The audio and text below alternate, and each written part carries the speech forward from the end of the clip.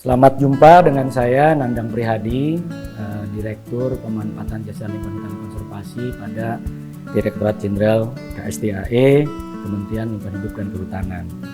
Pada kesempatan ini saya ingin sedikit memberikan gambaran tentang materi pengembangan sarana dan prasarana wisata alam pada kawasan konservasi kepada para calon atau para peserta BIMTEK Perencanaan Pembangunan Satpas Wisata Alam. Nah, materi pengembangan Satpas Wisata pada kawasan konservasi sebetulnya lebih diarahkan bagaimana pembangunan Satpas di kawasan konservasi.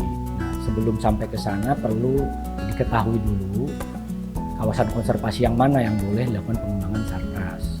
Jadi ada banyak kawasan konservasi, ada 554, tetapi yang diperbolehkan ada pengembangan Satpas hanya diboleh di Taman Nasional, di 54 Taman Nasional, di 134 Taman Wisata Alam, dan di 34 Taman Hutan Raya. Sementara 80 Suaka Marga Satwa, 214 Cagar Alam, dan di Taman Buru tidak diperkenankan. Tentu sudah ada kebijakan-kebijakan terkait pengembangan Satpas.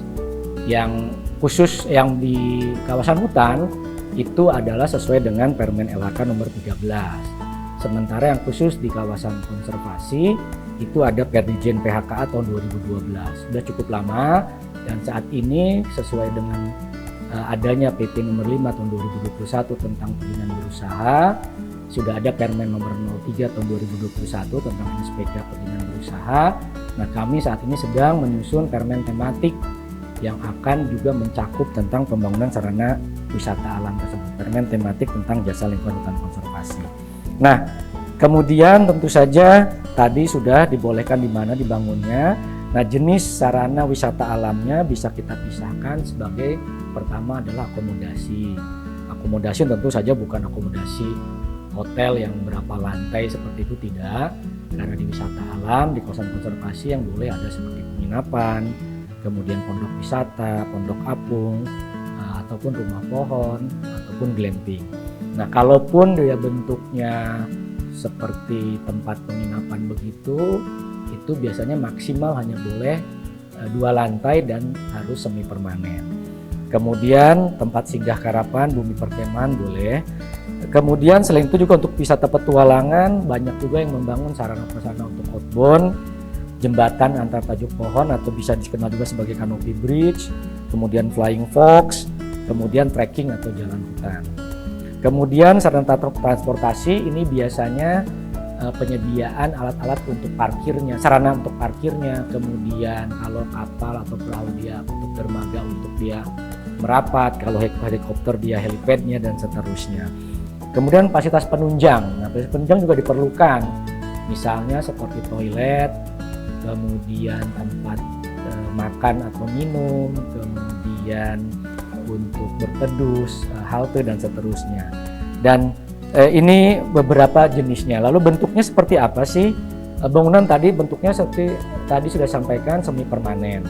Kemudian ukuran bangunannya harus proporsional dan kalaupun tadi ada 2 lantai maksimal 2 lantai. Jadi tidak boleh lebih dari 2 lantai, 3 lantai dan seterusnya.